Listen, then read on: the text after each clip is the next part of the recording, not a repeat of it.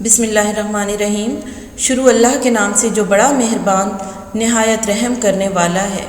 السلام علیکم پیارے بچوں، نظم حمد کو لاسٹ ویک میں ہم ود مشق کمپلیٹ کر چکے ہیں۔ آج ہم اس کی ریویژن کریں گے۔ حمد کے معنی ہے ایسی نظم جس میں اللہ تعالیٰ کی تعریف بیان کی گئی ہو۔ پیارے بچوں، تمام مشکل الفاظ کے معنی اور اس نظم کی تشریح کو ہم اپنے پریویس لیکچرز میں بہت اچھی طرح سے پڑھ چکے ہیں۔ آج ہم زیادہ ڈیٹیل میں نہیں جائیں گے، جسٹ ایک ریویو ہے۔ آئیے تو اس کے مشکل الفاظ دیکھتے ہیں۔ صحرا، گلشن، پردے اٹھانا، لبھانا، ہراس۔ یہ میدان و صحرا بنائے ہیں کس نے، یہ بل کھاتے دریا بہائے ہیں کس نے، ہمارے خدا نے، ہمارے خدا نے۔ پیارے بچوں، اس نظم کے تمام بند ایسے ہیں کہ شاعر خود ہی سوال کرتا ہے اور خود ہی اس کا جواب بھی دیتا ہے۔ یہاں پہ شاعر کہتا ہے کہ میدان و صحرا یعنی بڑے بڑے وسیع و عریض میدان اور ریگستان کس نے بنائے ہیں، اور یہ جو بل کھاتے ہوئے ٹیڑھے میڑے سے دریا بہہ رہے ہیں انہیں کس نے بہایا ہے، اور خود ہی اس کا جواب دے رہا ہے کہ ہمارے خدا نے، یعنی اللہ تعالیٰ نے، ہمارے رب نے، اللہ تعالیٰ نے۔ یہ گلشن میں پھولوں کی رنگین قطاریں بکھیری ہیں کس نے، چمن میں بہاریں ہمارے خدا نے، ہمارے خدا نے۔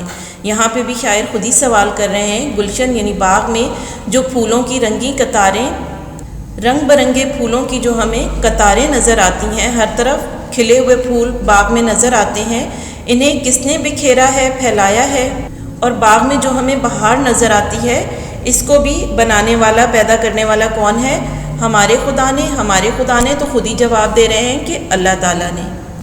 یہ چاند اور سورج بنائے ہیں کس نے، سیاہی کے پردے اٹھائے ہیں کس نے، ہمارے خدا نے، ہمارے خدا نے۔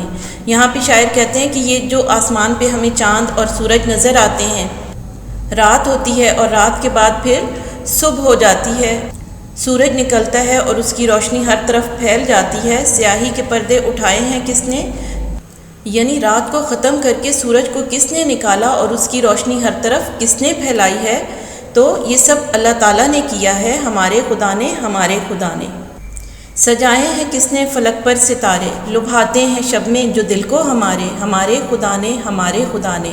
اب یہاں پہ شاعر کہہ رہے ہیں کہ آسمان پر، فلک پر، آسمان پر ستارے کس نے سجا دیے ہیں، لبھاتے ہیں شب میں جو دل کو ہمارے، جو رات کے وقت ہمیں بہت ہی اچھے لگتے ہیں، بڑے خوبصورت لگتے ہیں، تو یہ سب بھی اللہ تعالیٰ نے کیا ہے۔ بنائے ہیں کس نے، یہ موسم سہانے، یہ کوئل کے نغمے، یہ پیکے ترانے، ہمارے خدا نے، ہمارے خدا نے۔ یہاں پہ بھی شاعر خود ہی سوال کر رہے ہیں کہ یہ جو خوبصورت موسم ہیں، 4 موسم ہمارے ملک میں ہیں، ہر جگہ پہ الگ الگ موسم ہوتے ہیں، تو یہ خوبصورت موسم کس نے پیدا کیے ہیں، انہیں کس نے بنایا ہے، انہیں اللہ تعالیٰ نے بنایا ہے۔ اور خوبصورت پرندے جیسا کہ کوئل ہے، کوئل کی آواز بہت ہی خوبصورت ہوتی ہے۔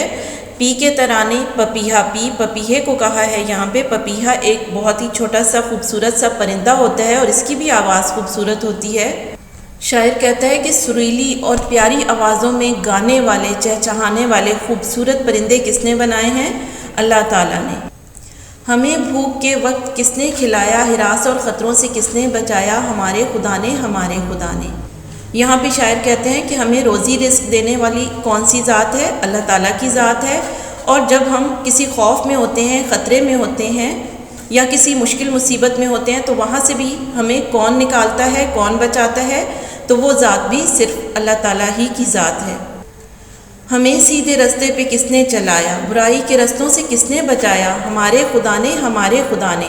یہاں پہ شاعر کہتے ہیں کہ تمام لوگ جو ہیں جہالت میں ڈوبے ہوئے تھے، کفر اور شرک میں مبتلا تھے، اور بہت سی اخلاقی برائیوں کا شکار ہو چکے تھے، تو اللہ تعالیٰ نے انسانوں کو اپنے انبیاء علیہ السلام کے ذریعے سے سیدھا اور صحیح راستہ بتایا اور دکھایا، اور برائی کے رستوں سے، گناہوں کے رستوں سے ہمیں بچایا۔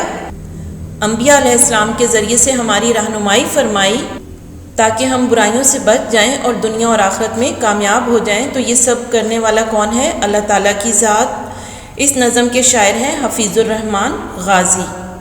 آئیے تو اب اس نظم کی مشق کو دیکھتے ہیں۔ یہاں پہ ہمارے پاس ہے کالم کا سوال۔ کالم الف میں دیے گئے ہر مصرے کا دوسرا مصرع کالم ب میں تلاش کریں اور اسے دی گئی مثال کے مطابق کالم ج میں لکھیں۔ यहाँ पे कॉलम अलिف में मिसरे दिए गए हैं और इनके दूसरे मिसरे जो हैं बेतरतीब करके कॉलम बे में लिख दिए गए हैं। आपने नज़म को अच्छी तरह से पढ़ना है और दुरुस्त मिसरे जो हैं वो कॉलम जीम में लिखने हैं। बुक पे नज़म के एंड पे जो मश्क दी गई है इसे आपने मुकम्मल करना है, यानी रिटन वर्क करना है, इसे लिखना है, कंप्लीट करना है और याद भी कर लेना है।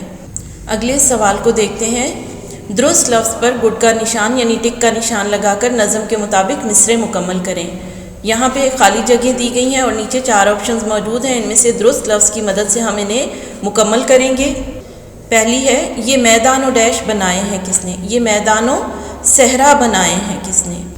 ये बलखाते दरिया डैश हैं किसने। ये बलखाते दरिया बहाए हैं किसने। डैश हैं किसने फलक पर सितारे। सजाए हैं किसने फलक पर सितारे। बनाए हैं किसने ये मौसम डैश सुहाने।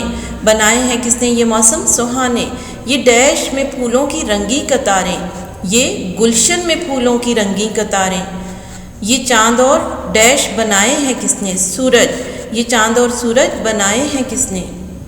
अगले सवाल को देखते हैं। कॉलम अलिफ में दिए गए अल्फाज के हम मानी अल्फाज कॉलम बे में दिए गए हैं।